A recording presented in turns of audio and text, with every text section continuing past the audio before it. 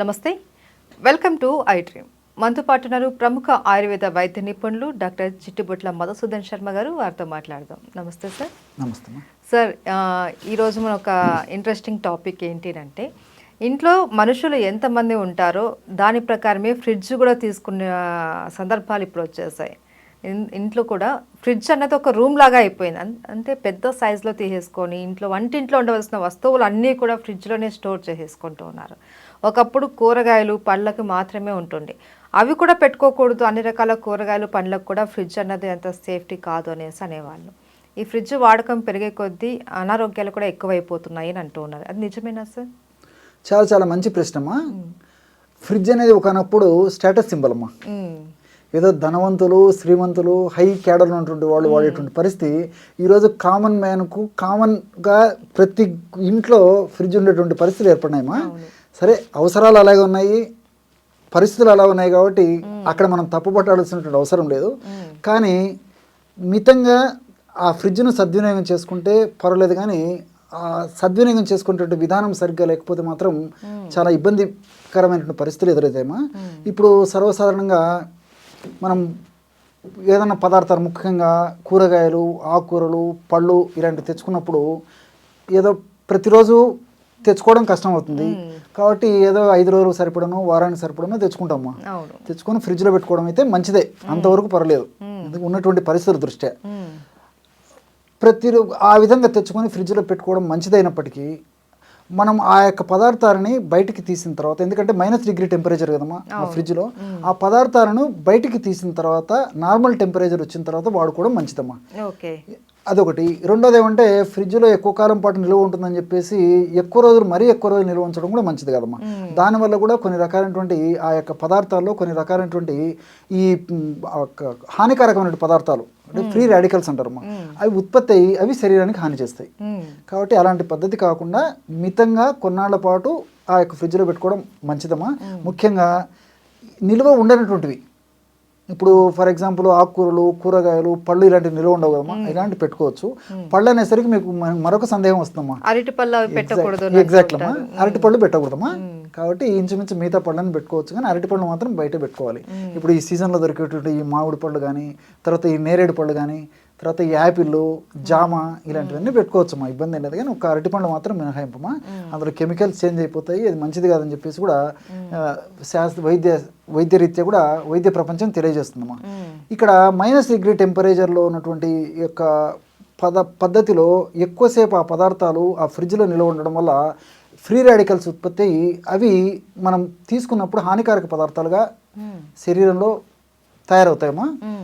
అవి అనేక రకాలైన వ్యాధులను కలుగజేస్తాయి. ఫ్రీ రాడికల్సే మంచిది కాదు, మన దేహంలోకి పోయిన తర్వాత మరింత హానికారకంగా తయారైపోతాయి అన్నమాట. అంటే ఎలాంటి హెల్త్ ఇష్యూస్ వస్తాయి సార్? అంటే వెయిట్ వచ్చేటువంటి పరిస్థితి ఏర్పడుతుందమ్మా. అదేవిధంగా తర్వాత ఈ గ్యాస్ట్రిక్ ట్రబుల్ సంబంధించినటువంటి సమస్యలు, దాంతోపాటు ఇమ్యూనిటీ తగ్గిపోవడము. ఈ రోజుల్లో చీటికి మాటికి జబ్బులు వచ్చేస్తున్నాయమ్మా. రెసిస్టెన్స్ పవర్ తక్కువ ఉండడం వల్లనే ఆ రకమైనటువంటి సమస్యలు వస్తున్నాయి. గ్యాస్ట్రిక్ ట్రబుల్ సమస్య వస్తుంది. అదేవిధంగా వెయిట్ పెరిగేటువంటి పరిస్థితి, అంటే ఒబెసిటీ ఇలాంటి పరిస్థితులు వస్తున్నాయేమో, హార్మోనల్ డిస్టర్బెన్సెస్ జరుగుతున్నాయేమో. అదేవిధంగా పరోక్షంగా ఇన్ఫెర్టిలిటీ కూడా ఈ ఫ్రిడ్జ్లో ఉన్నటువంటి పదార్థాలు ఎక్కువ వాడడం కారణమవుతుందమ్మా. రెండోది ఏంటంటే, ఈ ఫ్రిడ్జ్లో పెట్టినటువంటి పదార్థాలు నాణ్యానికి ఒకవైపు అయితే, సర్వసాధారణంగా ఫ్రిడ్జ్లో పెట్టినటువంటి నీళ్లను ఆ చల్లగా ఉన్నప్పుడే చాలామంది తాగేటువంటి పరిస్థితి ఏర్పడుతుంది. అది ఏమాత్రం మంచిది కాదు, ఆమదాయకం కాదు, క్షేమదాయకం అంతకన్నా కాదమ్మా. సో ఆ విధంగా ఫ్రిడ్జ్లో పెట్టినటువంటి వాటర్ను బయటికి తీసిన తర్వాత నార్మల్ టెంపరేచర్కి వచ్చిన తర్వాత తీసుకోవాలమ్మా. అలా కాకుండా చల్లనీళ్ళు తాగడం వల్ల ఏమవుతుందంటే మన బాడీలో ఒక స్టేజ్లో టెంపరేచర్ మెయింటైన్ అవుతుందమ్మా. సే ఫర్ ఎగ్జాంపుల్ 36 ఆర్ 98.4, 98.2 ఈ లెవెల్లో కడుపు భాగంలో కూడా. ఎప్పుడైతే ఈ యొక్క చల్లని నీళ్ళని మనం తాగుతామో అప్పుడు ఆ చల్లని నీళ్ళని నార్మల్ టెంపరేచర్కి, అంటే ఆ యొక్క బాడీ టెంపరేచర్ తీసుకోవడానికి దేహానికి ఎక్కువ కష్టపడాల్సి వస్తుందమ్మా, ఎనర్జీ వేస్ట్ అయిపోతుందమ్మా. సో అది మంచిది కాదు. రెండోది అంటే, ఆ నీళ్లతో పాటు ఇతర ఆహార పదార్థాలు కూడా తీసుకున్నప్పుడు కూడా అవి జీర్ణ ప్రక్రియ త్వరగా జరగకుండా పులిసిపోవడం కానీ, ఆహార పదార్థాల్లో ఇతర హానికారకమైన రసాయన పదార్థాలు ఉత్పత్తి కావడం కానీ జీర్ణమయ్యే సమయంలో అలాంటివన్నీ జరుగుతుంటాయి. అదేవిధంగా మోషన్ కూడా సరిగ్గా ఫ్రీగా కాకపోయేటువంటి పరిస్థితి, అంటే మలబద్ధకం, కాన్స్టిపేషన్ వచ్చేటువంటి పరిస్థితి ఏర్పడుతుంటుందమ్మా.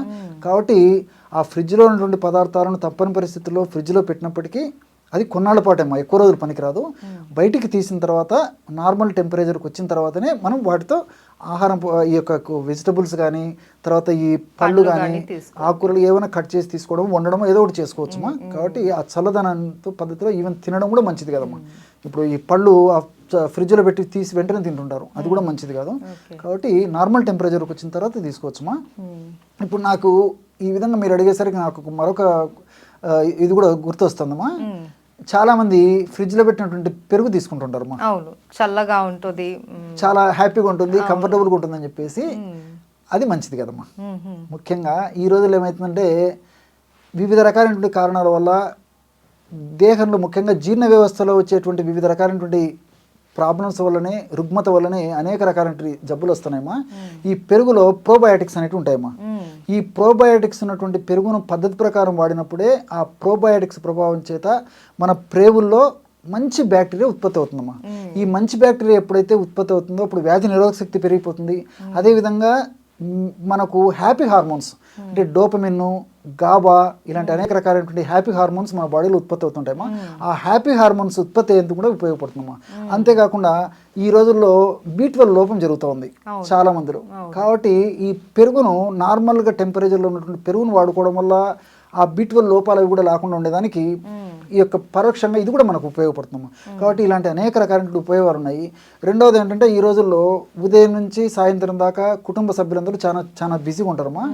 సో సాయంత్రానికి రాత్రికి ఇంటికి వచ్చిన తర్వాత కుటుంబ సభ్యులందరూ కలిసేసి ఆహార పదార్థాల్లో భాగంగా ఫ్రిడ్జ్ నుంచి ఆ పెరుగుని తీసేసుకొని పెరుగుని సేవిస్తుంటారమ్మా. కాబట్టి ఇది ఏమాత్రం మంచిది కదమ్మా. యాక్చువల్గా ఆయుర్వేద శాస్త్రరీత్యా నక్తం దదిపుంజీత, నక్తం అంటే రాత్రి, దది అంటే పెరుగమ్మ. నక్తం రాత్రి పూట పెరుగు తినరాదు అని చెప్పి చెప్తుంటారు. ఈ రోజుల్లో మనం అవన్నీ ఫాలో కావడం లేదు ఒకటి. రెండోది ఏమంటే ఇప్పుడు మీరు అడిగినట్లు ఫ్రిడ్జ్లో పెట్టి ఫాలో కాలేకపోవడం ఒక తప్పు, అంటే రాత్రిపూట పెరుగు తినడం తప్పు. దీనికి తోడు అగ్నికి ఆజ్యం తోడైనట్టు ఫ్రిడ్జ్లో ఉన్నట్టు పెరుగును వాడడం మరీ తప్పు. దీనివల్ల రకరకాలైన జబ్బులమ్మా, అంటే హార్ట్ ప్రాబ్లమ్స్, మెదడుకు సంబంధించిన ప్రాబ్లమ్స్, అదేవిధంగా రక్తనాళాలకు సంబంధించిన ప్రాబ్లమ్స్, వెయిట్ రావడము, షుగర్ రావడము, హార్మోనల్ ఇంబ్యాలెన్సెస్ రావడము, అంతుబట్టని చర్మ వ్యాధులు రావడము, ఇలా అనేక రకాలైన సమస్యలు వస్తున్నాయమ్మా. ఇలాంటి సమస్యలు వచ్చినప్పుడు కొన్నిటికైతే ఈ రోజుల్లో మనకు దొరికేటువంటి ఉన్నటువంటి టెక్నాలజీ ద్వారా ఆ వ్యాధులకు నిర్ధారించగలుగుతున్నాం, కానీ కొన్నిటికి నిర్ధారణ కూడా చేసేటువంటి పరిస్థితి లేదమ్మా. ఇది ఎందువల్ల ఈ జబ్బు వచ్చిందని కూడా చెప్పలేకపోతున్నాము. కారణాలన్నీ ఇలాంటివి అనమాట. కాబట్టి వీటిని మనం సరిదిద్దుకోగలిగితే అలాంటి సమస్యలు రాకుండా ఉంటాయి. సర్వ రోగాలకు కేంద్రం ఫ్రిడ్జ్ అంటారు. ఎగ్జాక్ట్లీ. సో దాంట్లో మనం ఎలా వాడుకోవాలి అనేది కూడా ఒక పద్ధతి ఉంది. ఒకవేళ మనకు ఇప్పటి రోజుల్లో ఫ్రిడ్జ్ అన్నది ప్రతి ఒక్కరికి ఎంతో అవసరమైన వస్తువు. సో అందులో పెట్టుకున్న కూరగాయలు కావచ్చు, పండ్లు కావచ్చు, ఏవైనా డైరెక్ట్గా యూజ్ చేయకుండా వాటిని నార్మల్ టెంపరేచర్ వరకు వచ్చేంత వరకు వెయిట్ చేసి దాన్ని వాడుకుంటే ఎటువంటి ఇబ్బంది ఉండదు. అండ్ పళ్ళకు వచ్చేసరికి అరటి పండు లాంటివి, అండ్ కూరగాయల విషయంలో వచ్చేసరికి టమాటా లాంటివి అలాంటివి పెట్టకూడదు అనేసి, దుంపలు అలాంటివి ఫ్రిడ్జ్ లో పెట్టకుండా వాడుకుంటే మంచిది.